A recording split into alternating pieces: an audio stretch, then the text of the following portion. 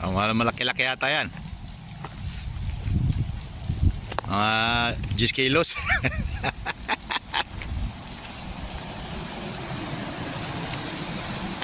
Doon nga lang pala yung ano, isda sa medyo malayo-layo.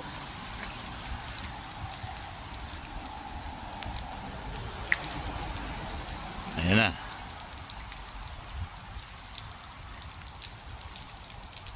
Sakto lang siguro, maliit no. Oh, pwede na kahit papaano. Oh. Pwede. Anong klaseng isda yan? Ay, mali. Murang si kilaw ni. Bungutol. Ingat tadi mo basta-basta.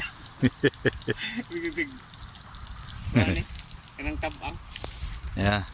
Pero pwede kilaw na dyan. Di ganun kalaki yung na nakuha ko sa ano pero malaki. 3 kilo.